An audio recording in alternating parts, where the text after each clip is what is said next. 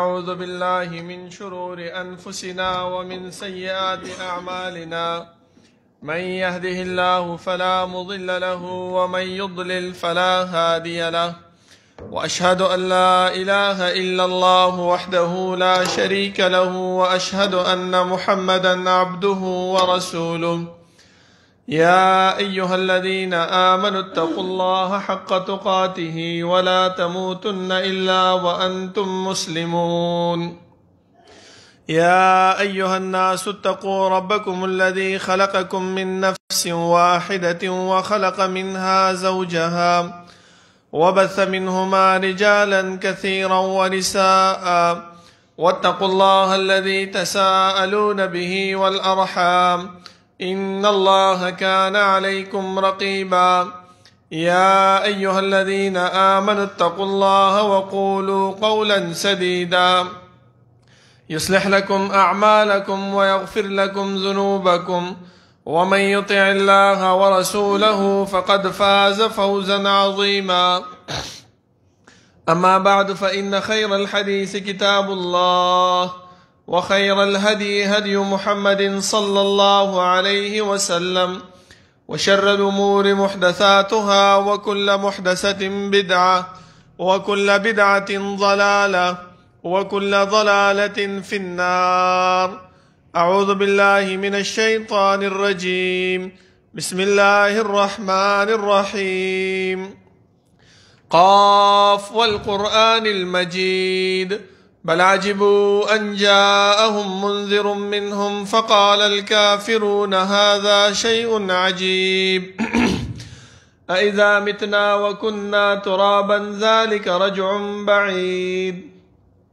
قد علمنا ما تنقص الأرض منهم وعندنا كتاب حفيظ. بل كذبوا بالحق لما جاءهم فهم في أمر مريج. أفلم ينظروا إلى السماء فوقهم كيف بنيناها وزيناها وما لها من فروج. والأرض مددناها وألقينا فيها رواسي وأنبتنا فيها من كل زوج بهيج، تبصرة وذكرى لكل عبد منيب. ونزلنا من السماء ماء مباركا فأنبتنا به جنات وحب الحصيد، والنخل باسقات لها طلع نضيد، رزقا للعباد، وأحيينا به بلدة ميتا كذلك الخروج. كذبت قبلهم قوم نوح وأصحاب الرس وثمود وعاد وفرعون وإخوان لوط وأصحاب الأيكة وقوم تبع كل كذب الرسل فحق وعيد. أفعينا بالخلق الأول بل هم في لبس من خلق جديد. ولقد خلقنا الإنسان ونعلم ما توسوس به نفسه ونحن أقرب إليه من حبل الوريد. إذ يتلقى المتلقيان عن اليمين وعن الشمال قعيد. ما يلفظ من قول إلا لديه رقيب عتيد. وجاءت سكرة الموت بالحق ذلك ما كنت منه تحيد. ونفخ في الصور ذلك يوم الوعيد. وجاءت كل نفس معها سائق وشهيد. لقد كنت في غفلة من هذا فكشفنا عنك غطاءك فبصرك اليوم حديد. وقال قرينه هذا ما لدي عتيد. ألقيا في جهنم كل كفار عنيد. مناع للخير معتد مريب. الذي جعل مع الله إلها آخر فألقياه في العذاب الشديد. قال قرينه ربنا ما أطغيته ولكن كان في ضلال بعيد. قال لا تختصموا لدي وقد قدمت إليكم بالوعيد. ما يبدل القول لدي وما أنا بظلام للعبيد. يوم نقول لجهنم هل امتلأت وتقول هل من مزيد. وأزلفت الجنة للمتقين غير بعيد. هذا ما توعدون لكل أواب حفيظ. من خشي الرحمن بالغيب وجاء بقلب منيب ادخلوها بسلام ذلك يوم الخلود لهم ما يشاءون فيها ولدينا مزيد وكم أهلكنا قبلهم من قرن هم أشد منهم بطشا فنقبوا في البلاد هل من محيص إن في ذلك لذكرى لمن كان له قلب أو ألقى السمع وهو شهيد ولقد خلقنا السماوات والأرض وما بينهما في 6 أيام وما مسنا من لغوب فاصبر على ما يقولون وسبح بحمد ربك قبل طلوع الشمس وقبل الغروب ومن الليل فسبحه وأدبار السجود واستمع يوم ينادي المناد من مكان قريب يوم يسمعون الصيحة بالحق ذلك يوم الخروج إنا نحن نحيي ونميت وإلينا المصير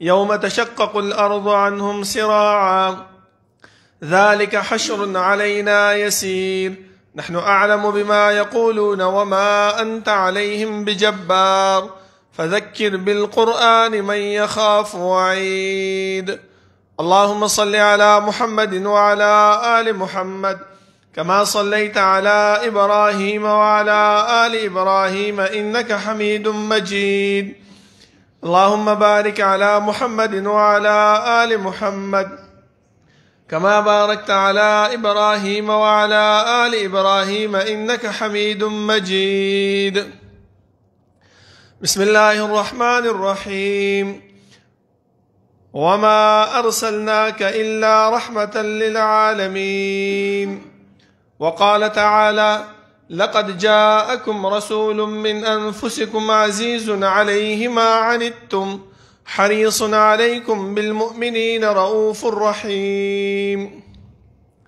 دا الله رب العالمين حمد و ثناء او جناب محمد رسول الله صلی الله علیه وسلم باندې درود و سلام نه بعد زما معزز و محترمو الله رب العالمین چې موږ د دنیا کې پیدا کړیو نو زموږ د پیدایش مقصد هغه مهمل او عبث او بیکار نه بلکې الله رب العالمین موږ چې کوم غرض د پاره د دنیا ته را لګلیو هغه غرض هغه مقصد الله رب العالمین د اول ورځ نه چې کله آدم علیه السلام د جنت نه دنیا ته راولېږلو نو هغه وخت کې بیان کړی دی چې وما خلقت الجن والانس الا ليعبدون ما انسانانو پیریان نه دي پیدا کړي مګر د خپل عبادت دپاره خو ورسره یو خبره بله مو کړله چې انسانه ای آدم علیه السلام دا خپل اولاد په دې خبره باندې خبر کا چې قل نهبطوا منها جميعا تاسو ټول خو کوشوي د جنت نه دنیا طرف ته فإما يأتينكم مني هدى فمن تبع هدايا فلا خوف عليهم ولا هم يحزنون دو قسمه خبرې الله رب العالمین مونږ ته وکړلې چې یو خدای الله رب العالمین بندگی دویم یو استاد یو قائد یو رهنما هغه برازي او د هغه تابعداري او د هغه اطاعت به مونږ کوو نو الله به مونږ کامیابیږو د دې د وجه نظم محترم امام ابن قیم رحمه الله فرمای چې الله رب العالمین چې کله انسان د دنیا نه رخصت شي وفات شي نو یو څو تپوسونه کوي چې په هغه کې درې تپوسه په قبر کې چې من ربک ما دینک من نبیک او یو څلور تپوسه هغه رب العالمین کوي چې کله انسان د قبر نه راپاسي حدیث کې رسول الله صلی الله علیه وسلم فرمایي چې لن تزول قدم عبد حتى يسأل عن 4 قدم به انسان وانخلي چې د قبر نه راپاسيږي تر دې پورې چې څلور تپوسه به تیوشي هغه څلور تپوسه کم دي هغه کې یو تپوس دا دی چې عن عمره فيما أفناه وعن شبابه فيما أبلاه وعن علمه ماذا عمل به وعن ماله من أين اكتسبه وفيما أنفقه ځواني مې درکړې وه کوم ځای کې دې خرج کړه مال مې درکړی و څنګه دې ګټلی و څنګه دې خرج کو علم مې درکړی و پوهه مې درکړی وه په هغې باندې دې څه عمل کړی او امام ابن قیم رحمه الله فرمایي چې 2 تپوسه به الله رب العالمین د دې 6 تپوسونو نه علاوه نور کوي او هغه به هر انسان نه کوي اولنی تپوس ماذا کنتم تعبدون په دنیا کې تا د چا عبادت کولو پیر بابا لتللی قبر لمتللی او کده الله رب العالمین ته جمعات ته براتللی نن سبا خو مونږ دا وایو چې ما خو کلمه ویلې ده زه خو مسلمان یم خو څوک د اولیاء الله دي، دا مشران دي، د دې تعظیم خپل زړه کې ساتل پکار دي. نو زمونږ او د کفار مکه او قریش مکه او څه فرق پاتې شو؟ هغه به ویل چې ما نعبدهم الا ليقربونا الى الله زلفى. مونږ خو د دیو عبادت نه کوو. چا ویل چې مونږ د دیو بندگی کوو؟ مونږ خو د دیو تعظیم د دې د وجې نه کوو چې الله رب العالمین دومره لرې دی، هغې ته زمونږ اواز رسیږي نه رسیږي، مونږ دیو ته وایو، دیو تیار تللی دي، نو دیو به زمونږ سفارش الله رب العالمین ته وکړي. همدغه شانتې خبره نن سبا هم زمونږ په زړونو کې موجود ده. زما محترمو، چې کله کوم مصیبت راشي، تکلیف را باندې راشي، سختی را باندې راشي، نو څه کوو؟ الله هم پرېږدو، پیغمبر هم پرېږدو، د هغې احکامات هم پرېږدو. چېرته روان شو؟ ډاکټر لخوا اول لاړ شو چې په هغې باندې ونه شي، نو څوک راته ووایي چې په ده باندې جادو شوې ده. نو بیا یا تعویزګرو پسې منډې وهو، یا دمګر ګورو په دمګرو پسې منډې وهو، یا چا پسې ځو یا چا پسې ځو. دا ټول هر هغه شی نه دي زما محترمو چې د الله رب العالمین نه ما سوا د دې عبادت کیږي. دا صرف څه پورې تعلق ساتي؟ دا تعلق صرف زمونږ زړه پورې ساتي. ټیک ده، رسول الله صلی الله علیه وسلم موږ ته وفرمایل چې دم اچوئ خپله واچوه. صورتونه یې راته ښودلي دي، هر څه یې راته ښودلي دي، تر دې پورې چې سورت فاتحه دا یو شفا ده، د نوم دا یې ښودل شوی چې دا سورت الشفا ده. ځکه د دې باره کې یو واقعه راځي چې یو سریه رسول الله صلی الله علیه وسلم لېږلې وه او واپس را روانو، په لاره کې وږي شو. چې وږي شو، یو قبیلې له لاړه، د قبیلې سردار ته یې ور وټکو چې یاره زمونږ دا سریه مونږ رسول الله صلی الله علیه وسلم لېږلي وو جهاد له، وږي شوي دي، څه خوراک موراک راکړه.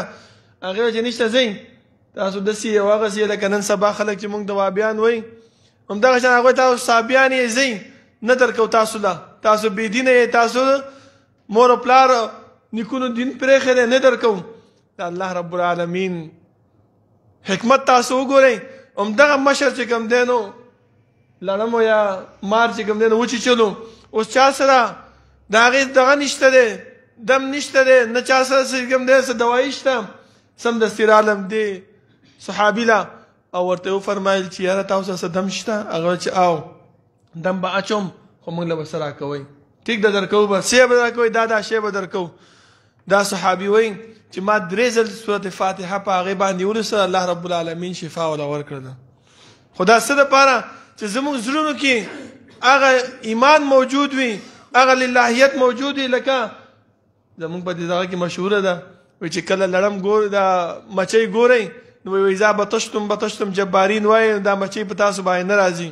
همدغه شان دی رسول الله صلی الله علیه وسلم فرمایي چې د سحر او د ماښام اذکار چې انسان وایي، نو الله رب العالمین د لړمانو د مارانو د دې شیانو نه ساتي. خو ته به دا نه کې چې ته وایې چې بس ما اذکار ویلي دي او لاړ شي، وایي د لړم دې دغه له زورونه ورکوي چې بس ما هسې اذکار ویلي دا ما نه چیچي. نه، دا بیا تا چیچي، خو څنګه به بچ کړي الله رب العالمین تا څنګه بچ کړي؟ لکه یو انسان دی په لار باندې روان دی او مار ورته مخې ته راغی، د بچ کېدو څه ذریعه نشته، په دغه وخت کې په دې اذکارو باندې الله رب العالمین دغه انسان د هغې نه بچ کړي. نو دغسې کې دا اذکار ویل زما محترمو دا ثابت دي. بل تپوس چې الله رب العالمین کوي، امام ابن قیم رحمه الله فرمایي هغه څه شی دی، ماذا عجبتم المرسلین، تاسو ته چې کوم ما قائد رهنما در لېږلی و، کوم استاذ ما در لېږلی و، د هغې تاسو څونه ته اجابت کړی دی، د هغې هم څونه خبره منلې ده. ځکه ما تاسو ته ابتدا کې ویلې چې آدم علیه الصلاة والسلام ته الله فرمایلي و فمن تبع هدایا فلا خوف علیهم ولا هم یحزنون، زما طرف نه به استاذ راځي، د هغې خبره به تاسو منئ. دلته م الله وویلي چې ماذا عجبتم المرسلین، ما چې کوم پیغمبران در لېږلي وو د هغې هم څونه خبره منلې ده. نو دغه پیغمبر الله رب العالمین چې مونږ ته را لېږلی دی، الله فرمایي چې وما ارسلناک الا رحمة للعالمین، ای پیغمبره مونږ ته نه لېږلی مګر رحمت د ټول امت دپاره، چې په هغې کې کافر هم راځي، په هغې کې مؤمنان هم راځي، په هغې کې هر قسم خلک راځي. اوس د یو انسان په زړه کې به دا سوال راځي چې یاره پیغمبر خو د مؤمنانو دپاره رحمت دی، د کافرو دپاره څنګه دی؟ نه، الله رب العالمین رحیم او کریم ذات دی. ځکه الله خپله فرمایي چې دې کفارو په باره کې چې دیو دا سوال کړو دا دعا کړې وه چې الله که چېرته دا د محمد صلی الله علیه وسلم دین حق وی نو دا ته صحیح سلامت وساتي او که دا زمونږ دین حق نو مونږ صحیح سلامت وساتي او که دا غلط ای دا تباه کړي او که مونږ غلط یو مونږ تباه کړي. الله رب العالمین سمدستي آیات راولېږلو چې وما كان الله ليعذبهم وانت فيهم. الله رب العالمین داسې نه تباه کوي، داسې عذاب دیوله نه ورکوي تر کوم وخته پورې تر څو پورې چې ته په دیو کې موجود یې. دا د رسول الله صلی الله علیه وسلم وجود دا رحمت شو د کافرو دپاره او که نه. ځکه الله فرمایي چې وما ارسلناک الا رحمة للعالمین. او بل رحمت هغه څه خاص دی د مؤمنانو دپاره. څنګه الله فرمایي وبالمؤمنین رؤوف الرحیم. دا رسول الله صلی الله علیه وسلم د مؤمنانو دپاره شفقت کوونکی او مهربان دی. د ده په داسې خبره نه ده پرېښې چې هغه مونږ ته نه بیان کړي. اوس مونږ ته څه پکار دي؟ الله خو پیغمبر راولېږلو رحیم و کریم دی، مهربان دی، هر قسم مسله مونږ ته بیان کړله. اوس مونږ څه کوو؟ مونږ هغه مسلو کې مخکېوالی رستوالی کوو. څوک چې راته بیان کړي په هغې کې مونږ شک و شبهات پیدا کوو. څوک چې راته بیان کړي په هغې کې مونږ خبرې کوو، د هغې تاویلونه بیانو، هغې نه جوابونه کوو. دا ټول زما محترمو دا د رسول الله صلی الله علیه وسلم مخالفت ده. دا د رسول الله صلی الله علیه وسلم هغه اطاعت او هغه فرمان برداري نه ده، بلکې دا د هغې څه دی؟ مخالفت ده. لکه ټولو کې اول به زه تاسو ته یو مثال درکم. د مانځه د مونځ هغه ډېر ضروري شی دی چې یو انسان اودس کوي څه دپاره چې ځان پاک کړي او مونځ وکړي. ځکه د مانځه د اودس نه بغیر مونځ نه کېږي. او رسول الله صلی الله علیه وسلم موږ ته وفرمایل چې یو انسان کله د خوب نه راپاڅېږي نو هغه دې څه وکړي؟ سمدستي دې په لوښي کې لاس نه اچوي، بلکې دا لوښی دې څه راواخلي او دا لاس لوښي باندې دا اوبه په لاس باندې راواچوي او یو ځل دې وینځي، دوه ځل دې وینځي، درې ځل دې وینځي. هسې که تاسو سوچ وکئ دا لاس خو په یو ځل وینځلو باندې هم صفا کېږي، نو دا درې ځل ولې وینځو؟ دا دې دپاره چې د رسول الله صلی الله علیه وسلم څه راشي؟ اطاعت او تابعداري راشي. په دې باندې به الله موږ له اجر راکړي. زما محترمو لکه ګورې عمر رضی الله عنه یو ورځ حجر اسود ته مخامخ ودرېدو او ورته یې وویلې چې ای حجر اسود ما ته پته ده چې نه ته نفع رسولی شي نه نقصان رسولی شي، خو زه چې تا ښکلوم څه دپاره؟ د دې د وجې نه چې زما پیغمبر صلی الله علیه وسلم ته ښکل کړی ځکه زه تا ښکلوم. نور تا کې څه فایده نشته دی، نه ته ماله څه ګټه راکې نه څه نقصان راکې، خو زما پیغمبر ته ښکل کړی زه دې ښکلوم. دې ته وایي زما محترمو اطاعت. اوس که موږ خپل زړه کې دا خبره راواچو چې یاره سهار چې راپاڅېږو نو د لوښي نه په لاس باندې لاس اوبه راواچو په یو ځل باندې لاس صفا شي، خو دا درې ځل ولې وینځو؟ چې موږ ته پیغمبر حکم کړی دی. بیا راځو زما محترمو اودس کوو، یو ځل باندې مو اندامونه وینځلی کېږي، په دوه ځلم په درې ځلم. بیا راځو مانځله همدغه شان دي زما محترم. بیا دې منځونو کې الله رب العالمین مونږ ته بیان کړی دی. چا په خوله باندې؟ د رسول الله صلی الله علیه وسلم په خوله باندې مونږ ته دا بیان کړی دی چې انسانه چې کله باران وي دغه شانتي یخني وي سخته در باندې نو دوه منځونه یو ځای وکړه، جمع بین صلاتین وکړه. سفر باندې روانې جمع بین صلاتین وکړه. ولی الله رب العالمین فرمایي چې الله رب العالمین اسانتیا غواړي او سختی په امت باندې نه غواړي، په خپل بندگانو باندې سختی نه غواړي. دا اوس زموږ دپاره اسانتیا ده که نه ده زما محترمو؟ چې موږ په سفر باندې روان یو او دوه منځونه د غرمې او د مازدیګر یو ځای وکړو. او دا کوم خلک تاسو خپله سوچ وکئ، یو انسان چې په سفر ځي موږ ته پیغمبر ویلي چې دوه منځونه یو ځای وکړه او یو سړی وایي چې نه خپل ټایم باندې کوم که نه څه ضرورت دی دواړه منځونه یو ځای کوم، ثواب به مې میلاو شي راته، اجر به م راته میلاو شي. نو تاسو خپله سوچ وکئ چې د غرمې مونځ ته خو ګاډي والا ودرېږي، خو د مازدیګر مونځ کې ګاډي والا رستو کېږي، اوس به ودرېږو اوس به ودرېږو اوس به ودرېږو تر دې پورې چې ماښام ته ورسېږي. او ماښام ته داسې ټایم ته ورسېږي چې 5 منټه ماښام اذان ته پاتې او دا سړی لګیا یې دلته څه کوي د مازدیګر لمونځ کوي او زر زر کېږي. دې باره کې رسول الله صلی الله علیه وسلم فرمایي چې دا انسان چې منافقانو غوندې کار کوي چې لمونځ کې سستیا کوي، خو چې کله پوه شي چې دا وخت قضا کېږي نو زر زر راشي او 2-3 ټونګي ووهي او بس بیا پاڅېږي. نو که چېرته موږ دلته د رسول الله صلی الله علیه وسلم دا خبره ومنو او 2 منځونه یو ځای وکړو نو هم پکې ثواب میلاو شو. راته زما محترمو هم د هغه قضایت نه بچ شو او هغه د منافقت د صفت نه چې کوم پیغمبر بیان کړی د هغې نه بچ شو. فایده پکې شته که نه؟ ثواب پکې ثواب دی او فایده پکې موږ ده فایده میلاوه شوه. همدغه شان دی زما محترمو نن سبا یخنیانې دي. موږ د پیغمبر فرمایي چې په جرابو باندې مسه وکئ. اوس چې څوک نه مني هغه خلک د دې جرابو باندې په مسې دپاره قسمه قسم شرایط یې راویستي دي، مسایل یې اوچت کړي دي، زیات کړی دی چې دا به پیړې جرابې به دا به اوبه نه جذب کوي، دا به چې کوم دی په دې کې به 1 کیلومتر مزل کې خاوره به نه اوچتوي. دا شرایط چا بیان کړي دي؟ زمونږ پیغمبر خو موږ ته دا نه دی ویلي. زمونږ پیغمبر خو صرف دومره ویلي چې جرابو باندې مسه وکړه. ځکه حدیث کې راځي رسول الله صلی الله علیه وسلم یو وخت کې دا جراب یو موضوع دي اچولي وي، یو صحابي لاس وګد کو چې یاره دا جراب یې ترې وباسم. نو رسول الله صلی الله علیه وسلم فرمایي چې دعهما، پرېږده دې لره، ما دا اچولي دي پاکې مې اچولي دي، زه پرې مسه کومه. موږ ته پیغمبر وایي چې مسه وکړه.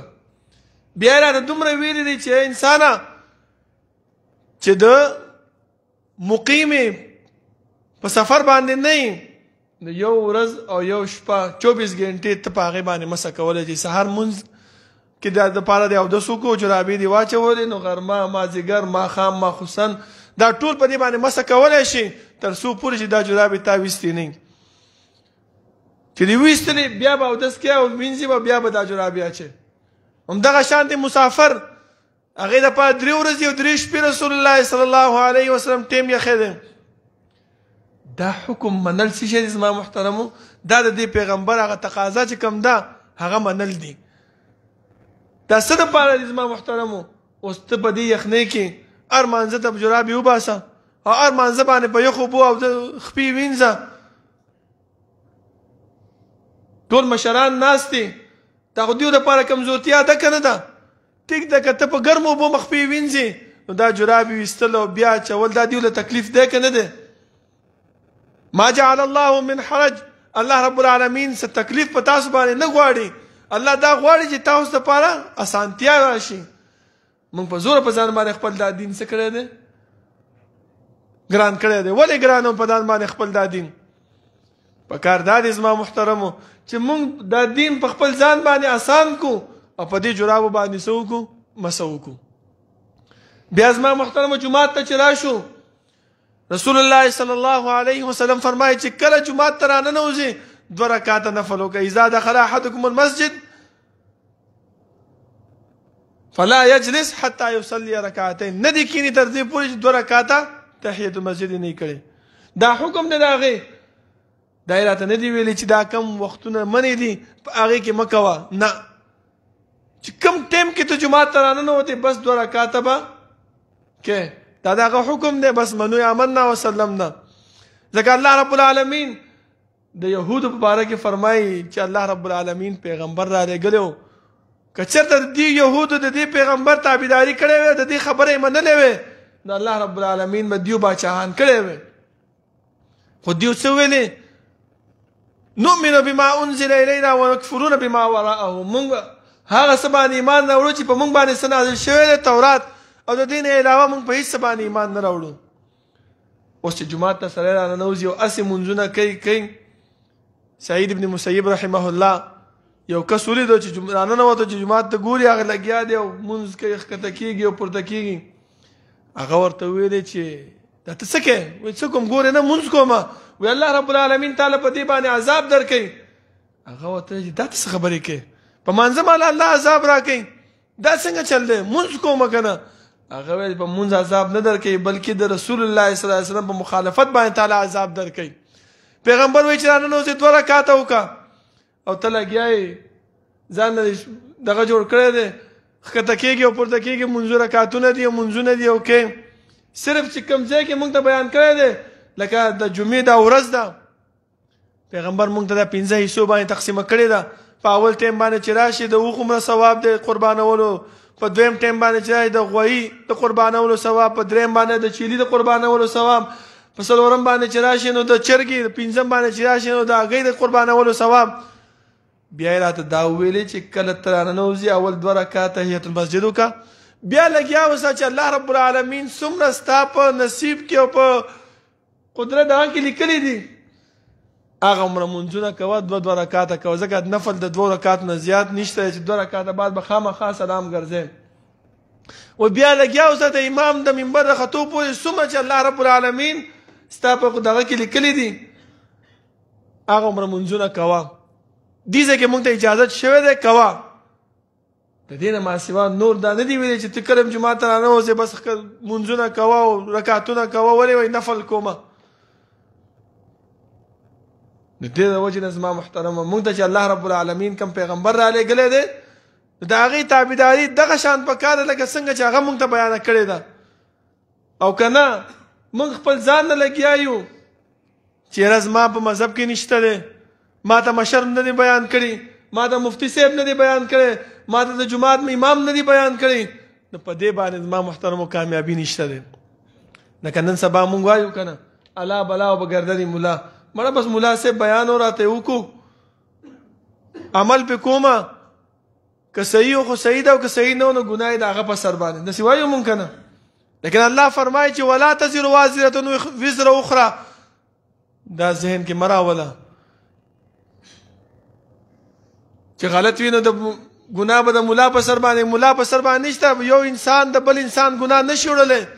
قیامت ورځ ما محترم ډېر سخته ده. الله رب العالمین خپله فرمایي چې ان الله لا یظلم الناس، الله رب العالمین په انسانانو باندې ظلم هیڅ کله نه کوي، خو بدله به ورکولی کېږي، جزا به ورکولی کېږي. بیا موږ څه وایو؟ مړه خیر دی نو څه چلو شو؟ الله رب العالمین غفور رحیم دی، بخونکی مهربان دی، به هم بخي. خو الله فرمایي چې نبئ عبادي انی انا الغفور الرحیم، زه بخونکی مهربان یم. خو دایم راته وویلې چې دا خبره هم یاد وساته وان عذابي هو العذاب العلیم، بخونکی مهربان یم خو چې کله غصه شم زما گرفت هغه بیا ډېر سخت دی، هغې نه بیا انسان نشي خلاصېدلی.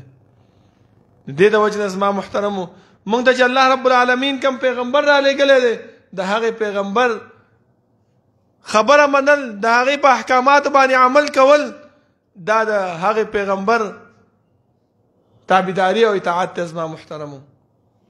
بیا چې کله په مانځه باندې ودرېږو زما محترمو نږدې نږدې ودرېدل، کندې د اوږې د اوږو سره میلاول، خپې د خپو سره میلاول. نن سبا خو د سوشل میډیا زمانه ده، هر سړی چې کوم دی نه فیسبوک ته ځان ودرئ او ځان مشهورولو دپاره قسمه قسم الټه سیده خبرې کوي، نه څه دلیل وي، نه ښه وي، نه بد وي، صرف د خپل د مشهوریاتو دپاره د رسول الله صلی الله علیه وسلم حدیث هغه رالی او تا دلته چسپانئ چې دا وګوره مسله داسې ده، لیکن مسله د هغې به څه وي الټ وي. زما د دې به یو مثال زه تاسو ته درکړم. یو عالم و نوم یې نه اخلم، هغه دا واقعه بیانوله، وایي زه چې کوم مخکې د مدرسې نه فارغ شوم یو جومات ته لاړم، وایي ما سره یو علي حدیث ودرېدو، وایي ما به هغه به خپه میلاوله، ما به د خپله رستو کوله، هغه به خپه میلاوله، ما به خپه رستو کوله.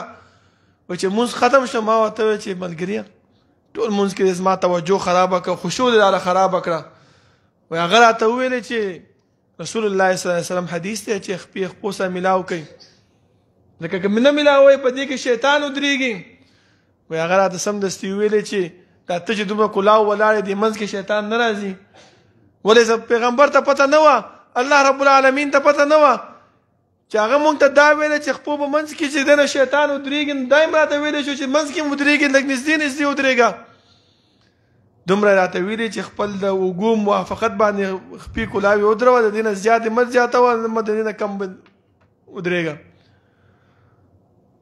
بیا دلیل څه وایي زما محترمو دې دلیل ته غوږ کېږده. دلیل دا وایي چې رسول الله صلی الله علیه وسلم فرمایي چې کله اذان کېږي وایي شیطان تختی او چې کله بیا اقامت کېږي بیا تختی. تاسو د شیطان د کم طرف نه راغی؟ بس وګوره دومره خپل هغه ځان د مشهورولو دپاره خپله مسله بیانولو دپاره دومره خبره وکړله، خو د دې نه مخکې حدیث چې کوم دی هغه نه بیانوي. ولې؟ ځکه په هغې کې د ده خلاف دی که نه، ځکه نه بیانوي. او مخکې ته چې څوک ناست دی هغه امي سړی دی، هغه په دې څه پوهېږي، او بس ملا صاحب دی مفتي صاحب دی مسله راته بیانه کړه. د دې نه بعد حدیث چې کوم دی رسول الله صلی الله علیه وسلم فرمایي چې کله اذان وشي شیطان وتښتي، بیا چې کله اذان او اقامت ختم شي شیطان بیا راشي د انسان له، او چې تا دا خپې کلاوې پرېښې وي خپو منځ کې زیب دي پرېښې وي شیطان راشي تا سره ودرېږي. نو څه کېږي؟ او که نه ودرېږي نو بیا مو شیطان راځي د انسان ته وسوسې اچوي، وایي دې ته دا پته نه لګي چې ما 4 رکعاته وکړل او که ما 3 وکړل او که ما 5 وکړل، دا پته دې ته نه لګي. دومره شیطان دا انسان چې کوم دی نو غافله کړي. او الله رب العالمین هم چې کله انسان مانځه ته ودرېږي الله رب العالمین ملائکو ته وایي چې زما او د دې انسان په منځ کې دا پردې لرې کوي، دا ما ته ودرېدلو ما نه غواړي. ځکه چې کله اوس تاسو ګورئ مانځه ته ودرېږو حدیث دی صحیح، رسول الله صلی الله علیه وسلم فرمایي وایي چې کله انسان الحمدلله رب العالمین وایي نو الله رب العالمین ورته وایي چې د بنده زما څه وکړو تعریف بیان کو. الرحمن الرحیم وایي زما ثنا یې وویله، مالک یوم الدین وایي زما تمجید یې وکړو، ایاک نعبد و ایاک نستعین وایي هذا بیني و بین عبدي، دا زما او زما د بنده منځ کې خبره ده، تاسو به دې کې څه کار مه لرئ. چې دې نه بعد اهدنا الصراط المستقیم صراط الذین انعمت علیهم وایي دا چې وایي الله رب العالمین وایي تا چې څه وغوښته ما تا له درکړل. وایي مونږ ته مولیان څه وایي چې د امام پسې ودرېږئ چې کله امام قرائت کوي تاسو مه کوئ. وایي ولې؟ د امام قرائت چې کوم دی د مقتدیانو قرائت کافي دی د امام قرائت. ولې پیغمبر ته پته نه و چې دومره خبرې راته کول، دا به هم راته ویلي و که نه؟ دا په کوم حدیث کې ذکر شوي دي چې کله موږ دا خبره بیان کو وایي دا شافعي مذهب دی. وایي امام شافعي رحمه الله د هغې دا مسلک وایي. خبره دې ځای کې ختمه شي.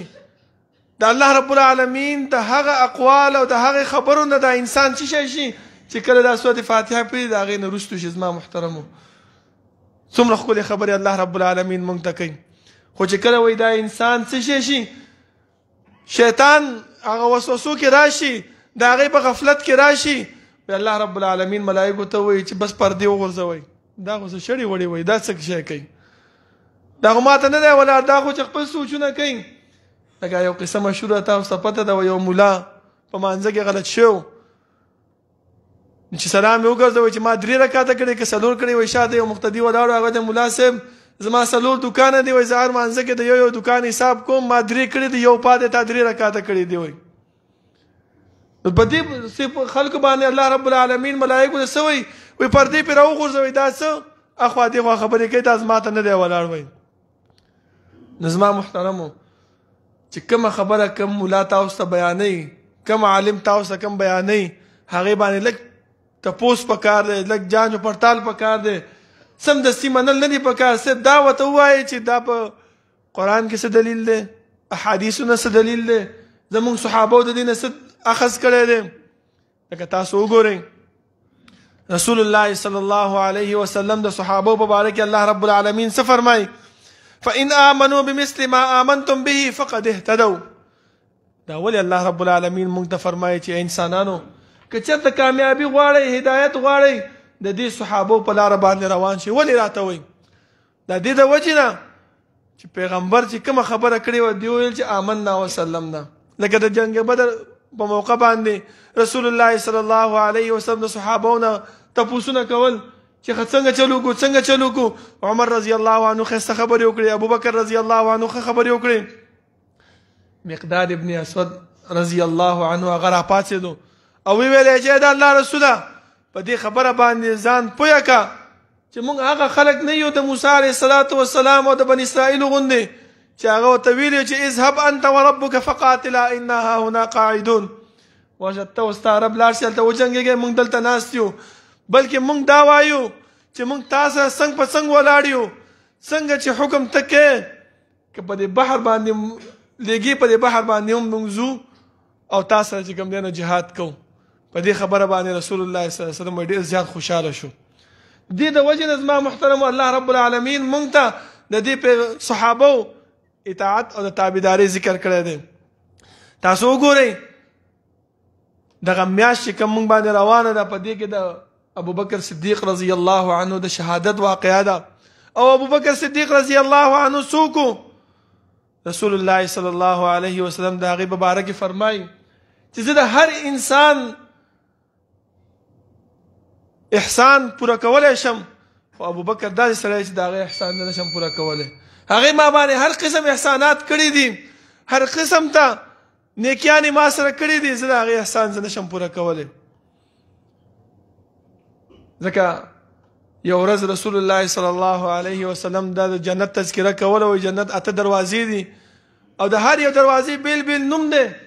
کم انسان چې کم عمل کړی د هغې دروازې نه به آواز کېږي، که روژهدار یې د روژې د دروازې نه به آواز کېږي، که جهاد والا یې د جهاد والا د دروازې نه به آواز کېږي، که منځګزار یې د منځ د دروازې نه به آواز کېږي.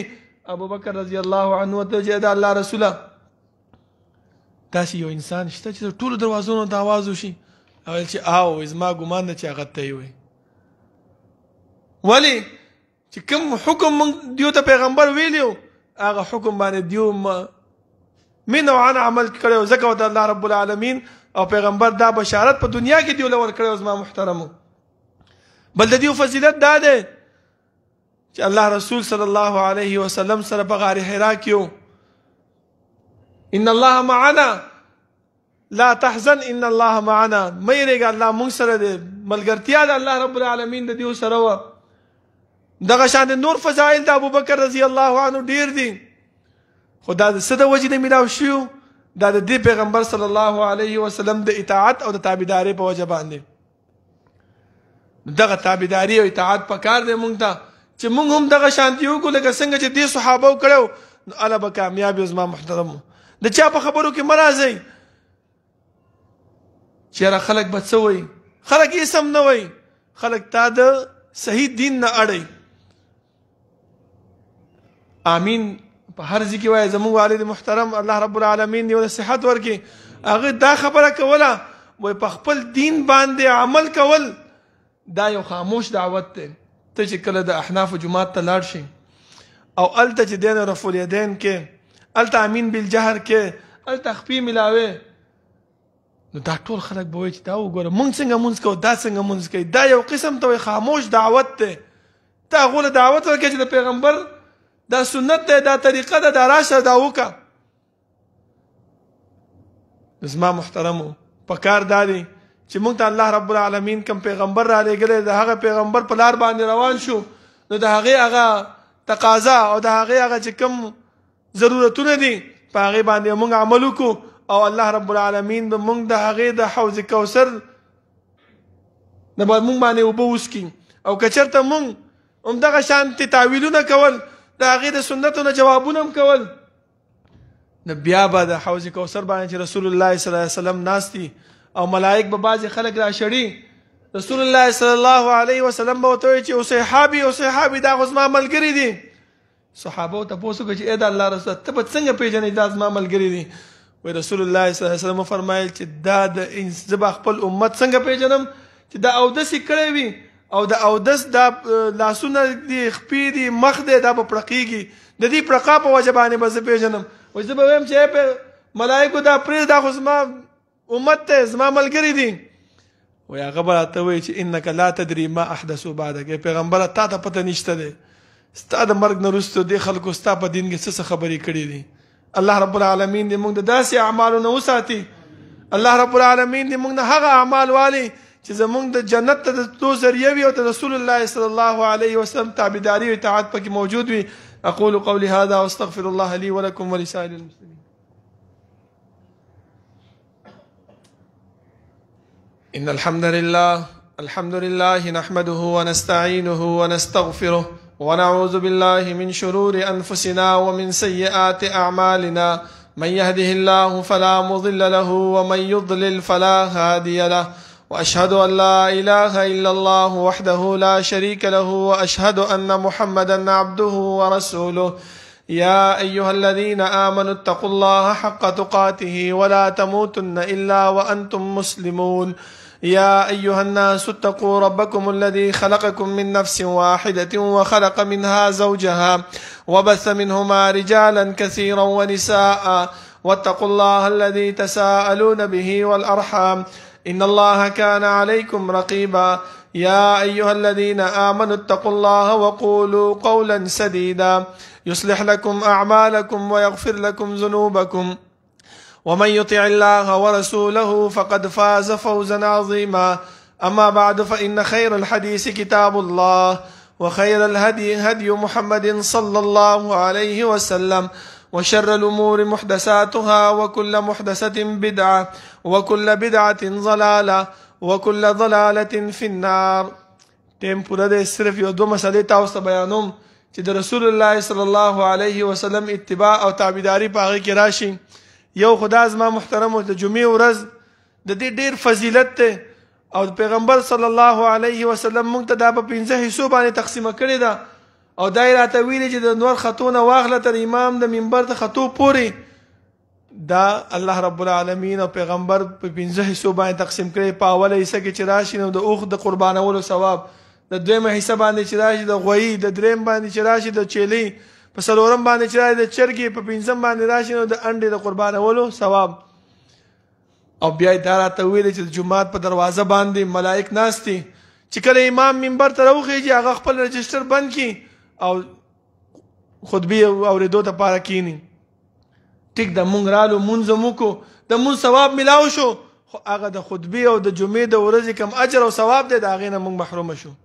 لکه مثال د تاسو ته یو در کوم چې یو انسان دی یو کارخانه کې کار کوي او د کارخانې مالک په ګیټ باندې رجسټر یې دی چې ته راځې دستخط به کوې او چې ځې هم دستخط به کوې. یو سړی داسې دی ما دې دستخط ته څه ضرورت دی، خو بس ډیوټي ده ومې کړه که نه، دې چوکیدار زه ولیدلم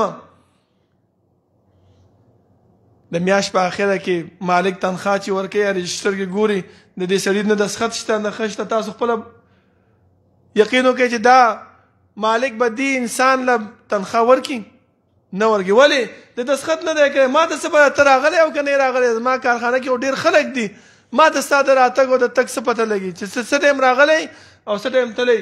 مونږ خو رالو مونځ مو وکړو، د جمع ثواب میلاو شو، خو دا د جمعې ورځې چې کوم مونږ ته الله په جومات په دروازه باندې هغه ملایک کېنولي د هغې په رجسټر کې زمونږ نوم رانغی.